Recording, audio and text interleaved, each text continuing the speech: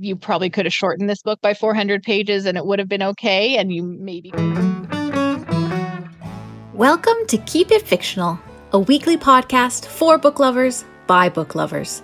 Build your to-be-read list with Sadie, Liz, Virginia, Fiona, and Corrine from the Port Moody Public Library. Warning, this podcast contains strong opinions and may cause an increase in your library holds list.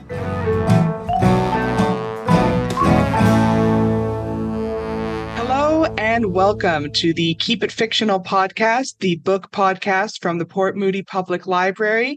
I'm here with my book friends, Corrine, Virginia, and Sadie, and I'm Al. So today we are talking about books that intimidate us. So what makes a book intimidating? Is it length? Is it topic? Is it something else? I guess we'll find out today from our lovely book friends. So today I am reading a book that has intimidated me for years. And the reason it intimidated me is that it's a classic, possibly the classic of the magical realism genre.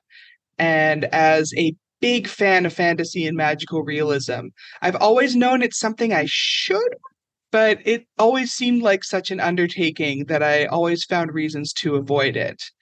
So today, I am reading a book that starts in an iconic way.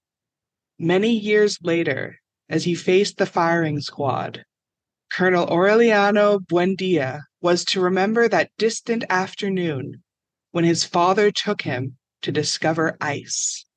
With that iconic line, one of the most famous in literature, the book that I chose today begins, and that is 100 Years of Solitude by Gabriel García Márquez.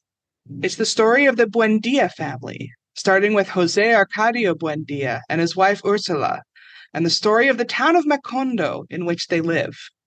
We first meet the young family in Macondo, which is isolated from the rest of the world, except for yearly visits from bands of Romani, one of whom, Melquiades, is a particular friend to José Arcadio. José Arcadio becomes obsessed with the technologies that the Romani bring with them, sure that each one, from magnets to alchemy, are the key to unlocking a better future. The town of Macondo is founded by José Arcadio Buendia after he and his wife have to leave their hometown, due to José Arcadio killing Prudencio Aguilar with a spear for having insinuated that he was impotent. Haunted by the ghost of Prudencio, the couple finally decides to leave their hometown and find somewhere else to settle, along with some of their friends. On the journey, José Arcadio has a dream of a city of houses with mirrored walls and a voice telling him that it is called Macondo. Taking the dream as a sign, José Arcadio convinces the others to found a village with him, and the village of Macondo is born. From here, we follow the Buendia family down several generations, through civil war and the founding of an American banana plantation. The dream of the reflective walls of Macondo is realized metaphorically, with the state of Macondo reflecting the state of the Buendia family. There are traits and names that carry across generations, creating an impression that time is not so much linear as it is cyclical. And at the end of the novel, it is revealed that Melquiades left a manuscript behind that is the story of the Buendia family, the founding of Macondo, and the eventual fate of the family, with the last member of the family being blown away and destroyed by a hurricane along with the manuscript, just as he finishes decoding it. I will admit this was a difficult read for me. The story feels like a spiral, with elements coming back over and over again, slightly changed. It doesn't help that the characters are all very similarly named, with successive generations of José Arcadios, Aurelianos, Amarantas, and Omidioses, all distinct from each other, but blurring together at the edges. The opening line, really the opening paragraphs, really show the way that this book plays with time, blurring history into myth and myth into the personal. The story of the banana plantation and the massacre that follows really plays with this as well. The people in the town after the massacre refuse to acknowledge it, meaning that events within the novel can almost feel fictionalized within the context of the world they take place in. I'm glad I read this book, but I think it revealed to me that I'm not as much of a character reader as I thought. I need a bit of plot to help me find the line through the book, to feel connected to it. Like, there is plot in this novel, but overall it's a study of several characters, or a study of family as a character, or a study of a town as a character. It's fascinating, but it's certainly not a light read. I think I'll need to read it again to get a better handle on it and better handle on how I feel about it. But for now, I would recommend 100 Years of Solitude to anyone who likes a story that plays with time, to anyone who really likes a strong character development or character examination, to anyone who likes Fiona books, where not much happens, but also a lot happens, and to anyone who likes magical realism and wants to see one of the foundational examples of the genre. So now I think we're going to go to Corrine. Welcome to the dark side, Al, where plot is important and characters don't matter. Weirdly enough, I did choose a book that is, I think, a character study.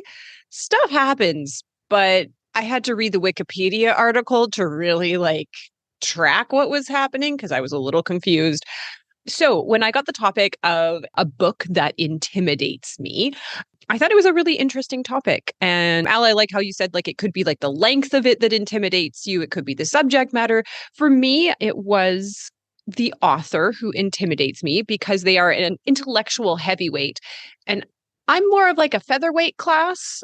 And also they are a Nobel Prize winner for literature. And that strikes fear into my heart. Of all the Nobel Literature Prize winners, I think I could probably only take Bob Dylan. And that's not just because he's an elderly old man, but I feel like I could best him in a feat of strength because he lacks that innate fire and anger. I feel like he's just too frail and wispy that I could take him. Someone who I absolutely could not take is Toni Morrison. I feel like Toni Morrison would destroy me in the ring. And she kind of destroyed me with this book. So she is an author who I have long since admired and never read. So this is kind of like the Mark Twain quote where he says a classic is something everyone wants to have read and no one actually reads. And this is kind of the case. I have watched a lot of interviews with her. I have seen her on TV and I really admire her, but just had never actually sat down and read one of her books. And that's what authors get famous for, writing books. So don't be afraid.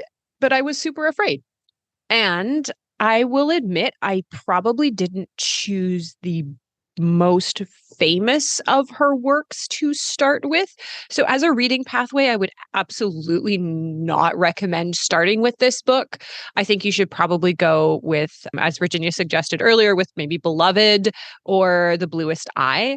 I went with The Song of Solomon because the cover was blue and that was comforting. And it starts with someone trying to throw themselves off a rooftop. So I was interested and intrigued. So this is a book with a lot of pages. It is about, and I'm not going to be able to pronounce anyone's names correctly, Macon. They're all kind of biblical names, and that I don't have that expertise. Macon Milkman, dead, the third.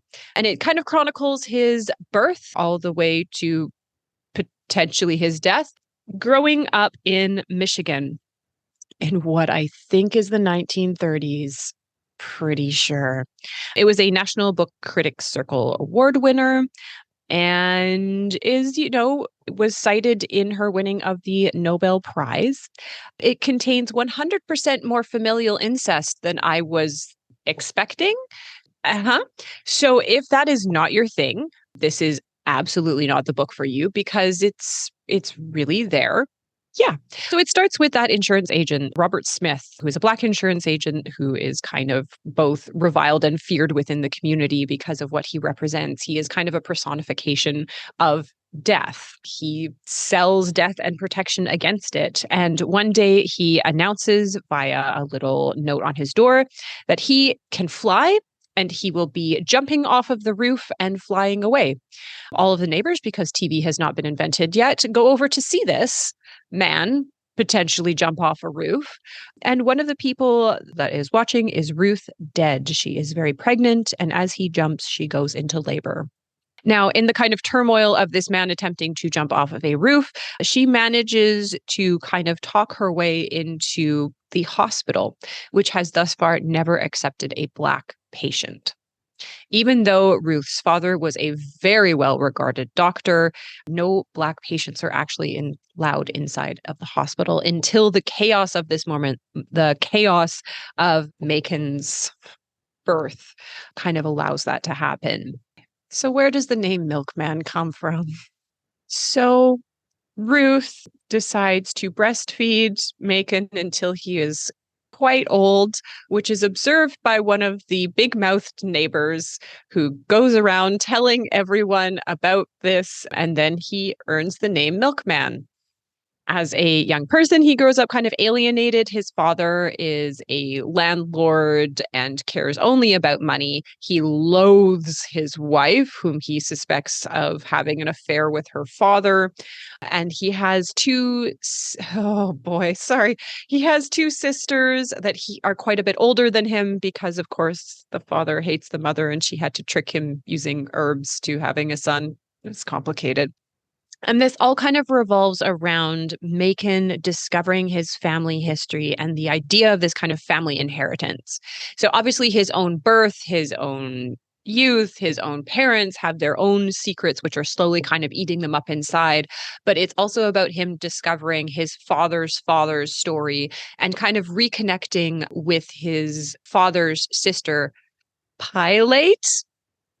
Again, it's a Bible thing, I don't know, who is this kind of bootlegger conjure woman with a kind of like mysterious past who lives in the same city, but her and her brother are very estranged. She has her daughter Reba and then her granddaughter Hagar, who then Macon has a relationship with, even though it's his cousin. It's also about the larger historical forces at this time.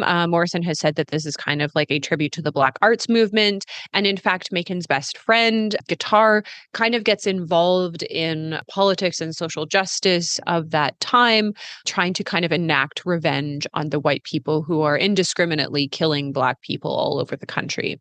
Morrison has said that this is a book about a man who learns to fly and all that that means, how we discover who we are and how important and truly exciting that journey is. If I have done a really poor job in explaining what this book is, I can accept that criticism, in that this is a book where a lot of upsetting things happen and everyone is terrible.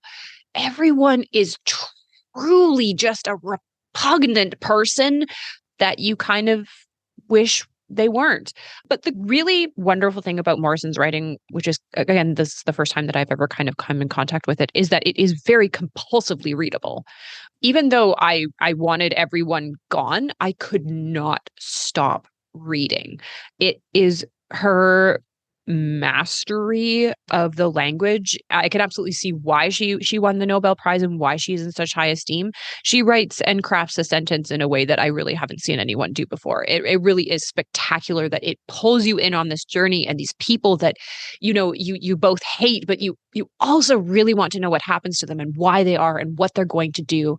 And there are some kind of lectures or speeches in this that are so impactful that I think I'll be thinking of for a long time, talking about people's lives and people's history and how they are the way they are. Even though, again, I've done a really poor job in kind of explaining what this book is, but the bare bones of it are not really important. What I think is the overall arching themes and the writing. It's going to knock your socks off. So do I think you should start Toni Morrison with the Song of Solomon? No. I don't think that's a good idea.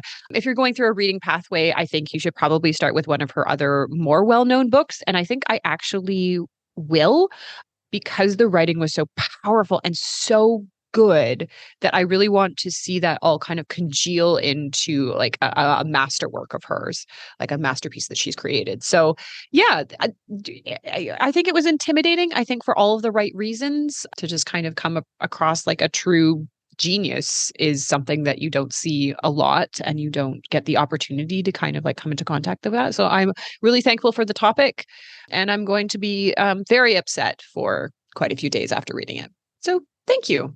Thank you, Corrine. We are Nobel Prize winner reading buddies on this episode.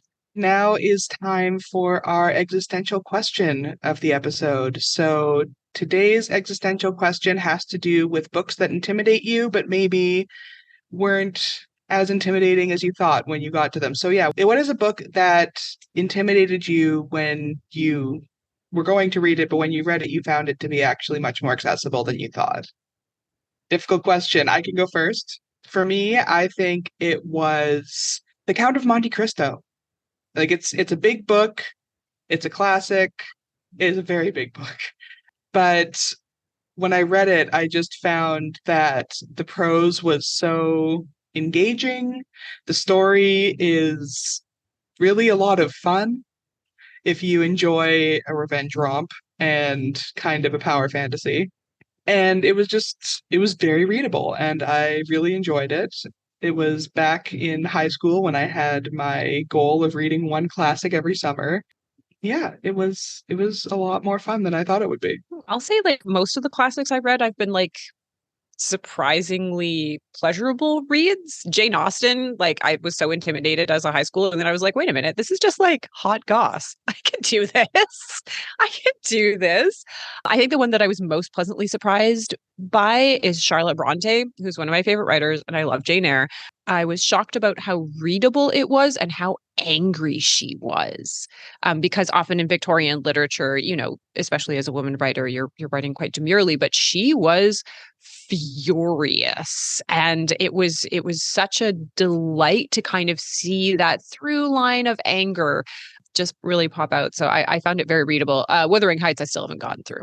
I think for me, every single time I find an author that I really like, and then the second book that I have to read, that's always to me intimidating because I'm just like, oh my gosh, what if it sucks? Like, what am I going to do? So that to me is always intimidating. And then like also any kind of big series, this is like the standards. Everybody needs to read it. Is it going to be good? But the one that I can think of is a book that I talk about on the show, Life Ceremony by Sayada Murata. Because that was after I read Earthlings, and I hated Earthlings with a passion. Hated it. I don't understand the point of that book. And then I was told that I need to go read Life Ceremony. I'm just like, oh, I don't want to. But Liz was like, no, I think you really enjoyed it. And of course, Liz is always right. Like, why am I doubting? So yeah. So when I read, I'm like, okay. All right, maybe there's some redeeming quality to this author. So that was intimidating because I did not want to start it because I don't know what is going to happen, and I don't want a repeat of Earthlings. So yeah, I still haven't been brave enough to read Life Ceremonies because Earthlings, like, it's so awful. There's one book that was recommended to me by a colleague, and it took me about 5 times to start it, and I don't know what it was that the beginning of it really intimidated me. And then once I got into it, I absolutely loved it and like devoured the whole series. And it's Shadow of the Wind by Carlos Ruiz Zafón. And like, I absolutely love it now, but it took me so many times to get into it. I don't know exactly what it was, but like the first page, I think, is what I would struggle with. So maybe that first page is really intimidating. I'm not sure. And then I also find that a lot of things that intimidate other people, like classics, like Greek classics and Shakespeare, I quite enjoy. So I love a good Scottish play reading, or like a nice Trojan Women, Antigone kind of story. So I'd say those ones are not as intimidating as some people think they are. You just have to get into the groove and read it as if you would speak it. Yeah, I definitely find that with plays. Reading it as if you would speak it is great. And The Bacchae by Euripides is one of my favorite plays. So I definitely feel you on that, Sadie. Now let's return to our intimidating books. Let's see what Sadie has for us today. Okay. All right. This is going to be a big one. So the book that I chose is intimidating because of its length. It's also intimidating because if you kind of look into what it is about, it kind of seems like a very boring subject that you wouldn't really want to read about. So you question, why did this person write 1,100 pages on this subject that nobody really wants to read about? But this book was recommended to me actually many, many years ago by someone that I worked with at the YWCA. And she even gave me her copy of the book, which I still have. Yeah, I still have it because I never read it. Still didn't read that copy of it. No, it's in a box somewhere. I listened to the audiobook for this one, which was 41 hours long. It's a good solid afternoon or 10 of reading. Yeah, it's a long one. It's a long one. And this is actually quite a different book than this author up until this point that this author had written. And this came out, I think, in the 80s originally. And before then, this author had written thrillers. They'd kind of written these sort of not very literary, kind of thriller, fun kind of things that people can get into really easily, read really quickly, and get over. And it was interesting. So the audiobook and I think the actual book has a preface from the author and kind of explaining his process to get to writing this book. And it kind of just came from his interest in cathedrals. And the fact that one day he decided that he really liked cathedrals. And so he would go on tours of England to see all of these cathedrals. And then he started thinking about how a cathedral would be built and who might be involved in the building of a cathedral. So yes, at the basis of this story, it is about building a cathedral. And that is the through line pretty much for the entire book. However, that is not what the story is about. So the story is about all of the characters who come together and the lives that they live that surround the building of this cathedral. So the book that I read is The Pillars of the Earth by Ken Follett. And it starts it's a medieval story. So it starts in the year 1120. And it starts with the sinking of the White Ship. Now, the White Ship was a ship that traveling from France to England, and it carried the only male heirs to the English throne.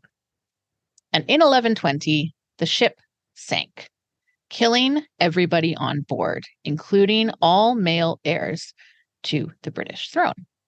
One person did survive, and this person's name was Jack Cherbourg. A couple months later, Jack Cherbourg is being hung because he stole a chalice from the cathedral in the Priory of Kingsbridge.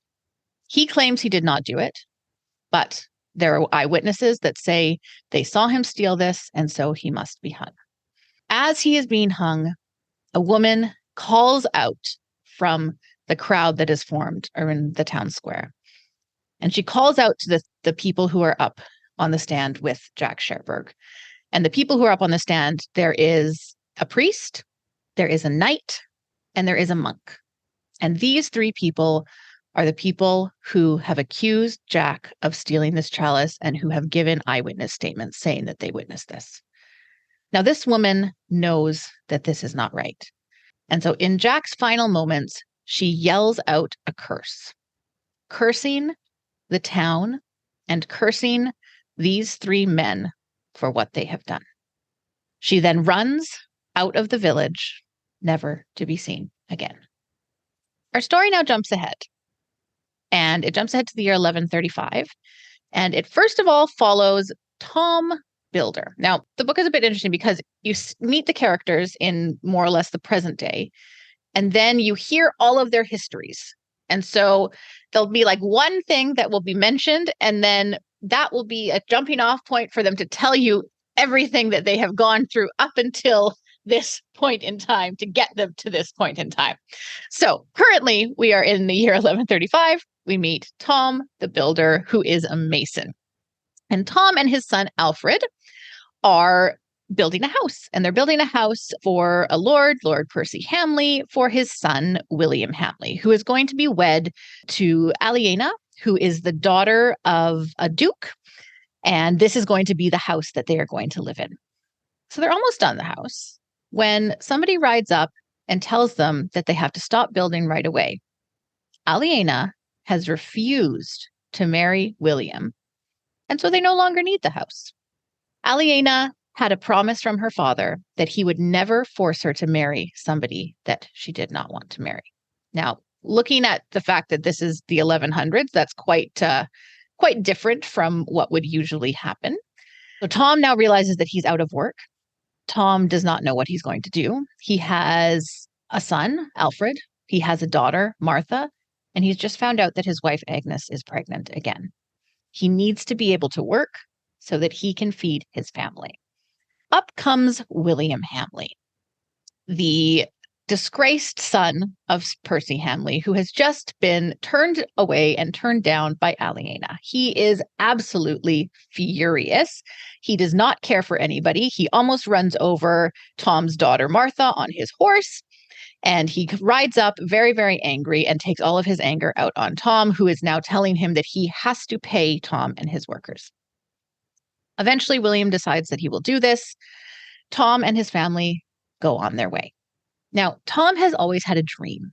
Tom has dreamed of building a cathedral.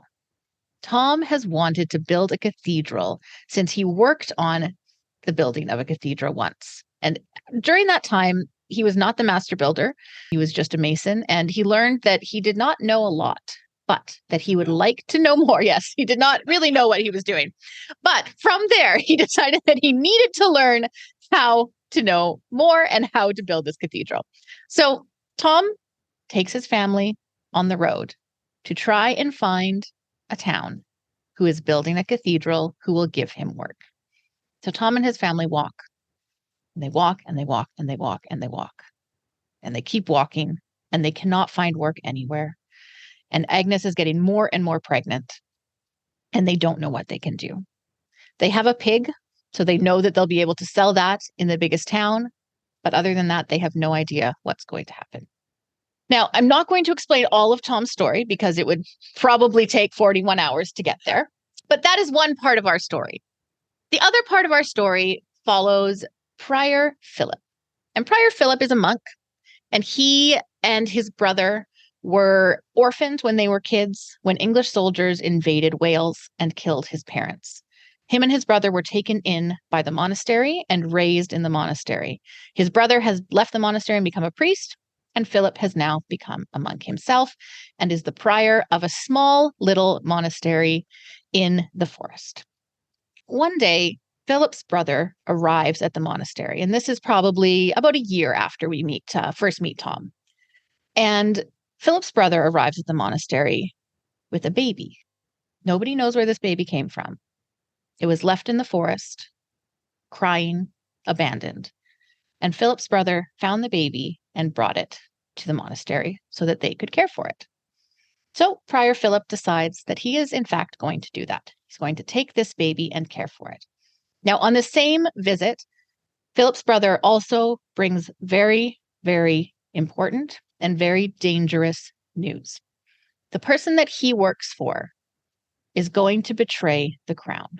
Now, ever since the White Ship sunk and there has been no male heir to the English throne, there has been conflict. There has been fighting for thrones over who is the rightful heir. Is it Maud, who was the king's daughter, but a woman? Or, yes, Corinne's saying yes, yes. Or was it Stephen, who I think was the king's brother? I think it was the king's brother, or maybe uncle. So there's been fighting, and currently Stephen is on the throne, and Stephen gets the support of the church. And Philip's brother has just discovered that Maud is planning an uprising, and the brother's employer is on her side, and they're going to take over the crown from Stephen. He says that Philip has to tell someone. He has to go and tell someone, because if Maud is on the throne, they do not know if the church will get the support that they need. So Philip goes into the town of Kingsbridge to try to tell the bishop there. Now, I'm going to, again, once truncate this story a little bit. So Philip arrives in Kingsbridge, tells the person who's just under the bishop about this plan.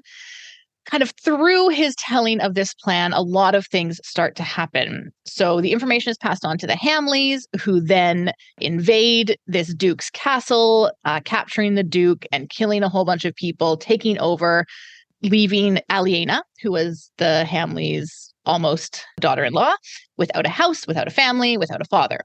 And then also this leads to Philip becoming the prior of Kingsbridge and deciding that he's going to build a cathedral. So as you can see, we're only probably like maybe 200 pages into the book at this point. So anyway, so that is kind of the basis of the story. It follows all of these characters who eventually come to join each other in Kingsbridge at the building of this cathedral. Tom and his family, Prior Philip, Aliena, they all meet kind of in Kingsbridge after a very long, hard road to get there. That is sort of the theme of this book, is as soon as you think that something good is going to happen for the people that you want something good to happen for, something horrible happens to them instead. I found myself kind of groaning and saying, like, are you kidding? Again? Like something terrible is going to happen again? So that is sort of the basis of the book. I'm not doing a very good job of explaining because it is such a long book and there are so many different moving parts. But it basically kind of includes the drama of life in the Middle Ages, of kind of what it is to be involved in political drama and not really want to be involved in political drama because you're just a monk who doesn't believe in drama. It was a lot. It was definitely a lot. Content warning, there is a lot of violence. There is a lot of rape. There is violence to animals as well as violence to people. There are very explicit sex scenes described, both consensual and not. So it does have a lot of content warnings that I would like to put out there. It involves a lot of truly terrible people that maybe these people existed in the 1100s. I don't know. I'm not sure. It was engaging because of the drama that was kind of included, but it definitely had the feeling that enough was enough. And you probably could have shortened this book by 400 pages and it would have been okay. And you maybe could have cut out some of the rape scenes and it would have been okay. So yeah, I think if you're looking for like a true historical book, it does follow the history of that time, I think, quite closely. At the time, I was looking up like the Wikipedia of like succession of the throne to see exactly how it all went. And it does follow it pretty precisely. And it does tell this fictional story within this framework of a very real time. So if you like something that has a huge base in history, if you do like something that has a lot of drama in it, if you're okay with reading kind of some not great violent and sexual violence scenes, then I would recommend it. I think that a lot of people absolutely loved it. It was, I think, one of his most popular books. It ended up being. I don't know if that's just because it was such a remove from what he had written before that. There is a second one, World Without End, I think. I don't think I will be reading it at this time. But the nice thing about it is that you don't have to. So it does sort of wrap things up in this story. And I don't think you necessarily have to read the next one. So that is The Pillars of the Earth. I don't know if it gets a resounding plus from me, but if that sounds like it's something you would like, I highly recommend carving out 41 hours of your time and reading The Pillars of the Earth by Ken Follett. Thank you, Sadie. I did not know that Ken Follett wrote thrillers before he wrote his historicals. I just knew about the historicals. So that is fascinating. Finally, we have Virginia. So Virginia, what book intimidated you? I'm interested to find out. First of all, Sadie, kudos to you. I don't know how you, like, in every way, the 40 hours. I don't think I could have done it if it wasn't an audiobook. I don't know if I could have read it. Oh, all right. So for me, sort of similar to Elle and also Corinne, when I think intimidating, I kind of went back again thinking about a particular author because they are such a literary giant. And this is unlike Corinne and Elle's picks. This person definitely, I think a lot of people feel like has been cheated out of a Nobel Prize. They all think that he should have a Nobel Prize, but he didn't. But this is an author whose name is like synonymous with a style of writing, whose name has been turned into an adjective to describe the kind of story that you can expect, and whom all your other authors, your favorite authors, cite as an inspiration, and that they talk about how his work influenced theirs. And whenever I see this person's name in a book blurb, instantly pique my interest. The book will tend to be something that I would more likely like, because I think sometimes a premise can be helpful, but it doesn't really tell you what the style of book is about. And so it could be a really, really boring story, but give it, say, but isn't it the style of this particular person or this other person? Then it always gives you a better sense of like what the story would be. So, and because this author has such a strong brand that for me, it's like kind of somebody that I'm like, okay, I think I would like this book. But the silly thing is that I've actually never read a book by this particular author, but because their style is so well known that I'm like, okay, I don't know you, but I kind of get what kind of stories you are. So for this episode, I figured that I should really correct this and read it, which makes it extra intimidating because if I end up not liking this, then I'm going to have to re-examine all my last few years of my reading life and my reading choices. So what I picked for you today, also a Latin American author, it is Ficciones by Jorge Luis Borges. This particular edition translated by a number of different translators. And there's 17 stories in this book. And this collection is actually written after an almost fatal accident that Borges has. When he recovered, he was trying to write these stories right away, to basically kind of to prove that he's still sane, that he can still create. Jorge Luis Borges, born in Argentina, then lived later on in Switzerland and Spain. He's fluent both in English and Spanish. He's a poet. He's a short story writer. He's an essayist. He's a translator. Apparently, he translated one of Oscar Wilde's stories at the age of 13. And he's also a librarian. He was the director of the National Library of Argentina for 9 years, I believe. Apparently, he finished his work so quickly, his librarian works so quickly, that he has time to go and read and just translate books, when he was on the job. He was completely blind at the age of 55. Just like his father, there was some illnesses in his family, and he went blind at the age of 55. And so that, of course, affected a lot of his literary life. It's intimidating to try to explain Borges in 5-10 minutes. And I don't think I will be able to do it.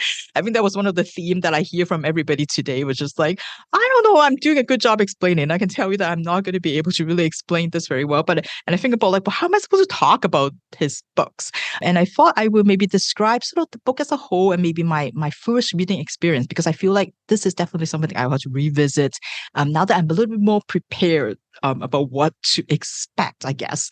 And I was definitely right to be intimidated because this is like a very challenging book. It is unlike any short stories that I have read before. And I would probably say I question for some of them, like whether it is even a short story. It feels very much like an essay almost. And when we are always debating this whole character versus plot kind of thing, well, let me maybe introduce another type. Maybe this is not character, not plot, and I would say probably it's like more like an idea driven or maybe a thought driven kind of story or essay, because it feels very much everything else is kind of like incidental. It doesn't really matter, but it's the key to it is sort of the ideas that Borges is trying to explore. And it was definitely the case of like, okay, I have no idea what's happening in many cases, or like I'm not smart enough to understand this. This is like a Mark thing. Like I don't think I can get it. It was difficult, but I think it was really, really interesting because it was remarkable how much I think my reading experience aligns with some of those central themes in this collection. One of them being sort of basically like, what is reality? What is time?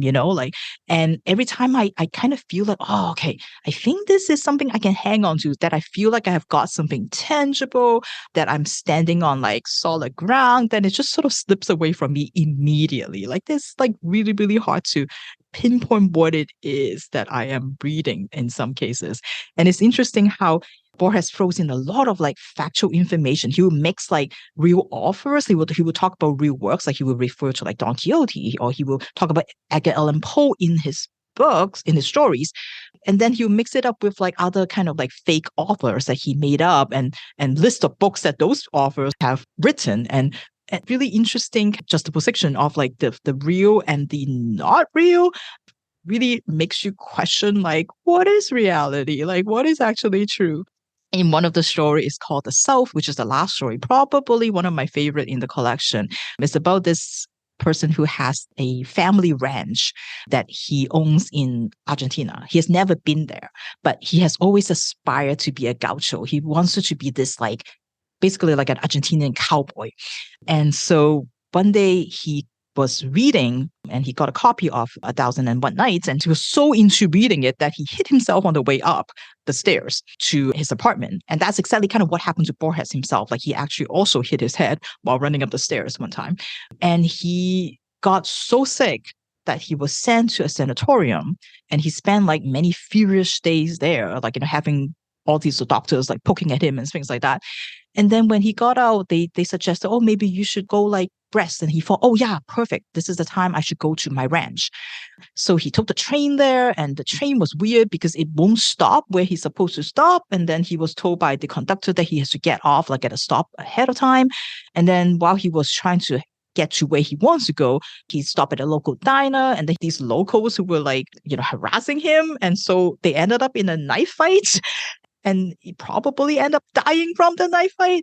But then at the end, he was like, oh yeah, but this is like the death that I imagined. At that point, you're like, okay, well, did he actually die? Or like, did he actually still in the sanatorium? And he's just thinking about all this, and it's also this whole idea of like kind of different ways you can sort of read a story, the reality that you think is real. Is it really real, or is it something that you imagine? Another story, same thing, called The Circular Runes, which is a quote from Alice in Wonderland about a man who arrived at a temple that is dedicated to some like forgotten fire god. And so he was there and he dreams the existence of this other human being. So he created this other person. He was preparing this person to go out to the world. And when he did send him off, the temple caught on fire. He was inside the temple, but he realized that he does not feel the fire. He does not feel the heat. And then he started realizing, wait, maybe I am also dreamt up by someone else. The first story in the collection, where I think it's supposed to be Borges himself and his friend, they were like talking one day, and his friend mentioned this quote that he has heard. Mirrors and copulation are abominable, since they both multiply the numbers of man. And Borges really wanted to know like where this quote came from. And his friend was like, oh yeah, I read it and it's from this particular country. But Borges has never heard of this country before. And so his was like, where did you find this country? There's no reference to this country, like never mentioned in any books. And his friend was like, oh, I found it in an encyclopedia. And eventually they discovered it from some sort of knockoff encyclopedia that mentioned this country, and then leads them to discover, in fact, it's actually not a country, it's actually a whole planet. And part of the planet, their language, they don't use nouns. They only use adjectives to explain things. So it just turned into this whole, like, in their attempt to try to locate this planet or find out more about it, find out sort of like the story behind it. A lot of it is just questioning this sort of reality. And the other big idea, which again feels very much like my reading experience, was, everything is sort of like connected, that, you are you as a person, but you're also everyone else. Everything is infinite and all of that. And it feels very, very much like every story that I'm reading, because every story I read, it feeds into what I read previously, but it also feeds into what I read like next. And it really helps me to understand and helping to go back and forth to get to really understand what each story is trying to tell me. And I feel very much like I can't have one without the other. And I have never really read a collection that has such a strong sense of unifying theme that really, every single story contributes to this bigger picture. One of my favorite stories in the collection is probably Garden of Forking Paths. It's about a Chinese spy who works for the German government during the war, and he has discovered where the attack is going to be by the British. And so he wanted to tell his government, he wanted to alert them to it, but he found out that his handler has been compromised. So he has to find another way to alert his government. And somehow, and you'll find out at the end of the story why, but he ended up randomly visiting this specific British person. And he went to his house, and the other person thought he was someone else because he's a spy. So they got to talking. And it turns out that this person has a copy of a book that was actually written by one of the spy's ancestors. And he knows that his ancestor was trying to create a labyrinth. But what he didn't realize is that the labyrinth is not a physical labyrinth, but a labyrinth in the book. And how, as he tried to understand this book, he realized that, well, the book doesn't make sense because you have characters in the second chapter, they would die. And then in the third chapter, they came back. Like everything is all like out of order. Everything makes like absolutely no sense. And then he realized that that's where the labyrinth is, because in this one book, it contains all the versions of possible things that could happen. Each action creates another multiple versions. And at one point, he feel like when he was reading the book, the house is full of these invisible people, all the different versions of the same person that is crowding him, and he feels suffocated in it. The other British person was like, oh yeah, it's just like us, like in this life, I could be your friend or maybe I could be your enemy. And then it just sort of start off this many, many, many multiple paths. Somebody compared them to kind of looking at a MC Escher drawing. When you focus on like individual elements, it seems to make sense, but you start to lose it when you start like expanding out and try to look at the full picture, and it's impossible to figure out what's happened. And that's kind of a little bit like how I feel about these books. It was one of those things I keep waking up in the middle of the night and I'm like, oh, maybe that's what it is. And then of course, like the next morning when I wake up, I'm like, what did I figure out again? I was like half dreaming, half asleep, and I can't quite get a handle on it. That's kind of how I feel like with this book. The other thing is like, thankfully, I have my e-reader because I don't know how many times I have to use that dictionary function to like figure out the words. It's been a while because I think when you are learning a language, one of the stages is when you realize that, oh yeah, I don't know all the words, but you can figure out from the context what the words mean, and you feel like accomplished that like, okay, I move on to a different stage of like language acquisition. I feel like in this one, I'm just like going backwards because I'm just like so many times I'm like, there's no context here to help me figure out what these words mean. So thank you for e-reader for like having those dictionary in there. But yeah, like there's similarly a book that I'm glad I read, and I'm glad I finally can say that I have read a Jorge Luis Borges book. It will definitely require a second reading and a third reading and probably more, because I think now that I have maybe some sense of what it is, I feel like I can go back and then use the things that I have kind of maybe figured out or maybe not figured out to try to help me understand the stories in this. And he's such a prolific writer too. He does a lot of like essays and nonfiction also. So I'm gonna have to tackle that at one point. But it's definitely someone who really, really loves books, loves literature, and loves philosophy, loves all the metaphysical stuff. And it is someone that I think is so different from what I read, and again, so influential in Latin American literature. So I am looking forward to rereading this already. It's about 180 pages, a very short book, but it takes forever to read. I think partly because it's just so different and the ideas are so difficult to grasp in some way, but I will give it another try. So if you are also curious about what someone who is like a literary giant in not just in Latin American literature but also in world literature, I think I would encourage you to check out Ficciones by Jorge Luis Borges. Thank you, Virginia. I love Ficciones by Borges. It's probably one of my favorite short story collections, but it is labyrinthine. The language is so much.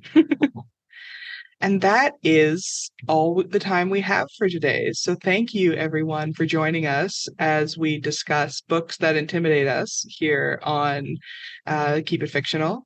And until next time, we will see you soon and keep reading. Thank you for listening. If you like our show, please tell a fellow book lover about it.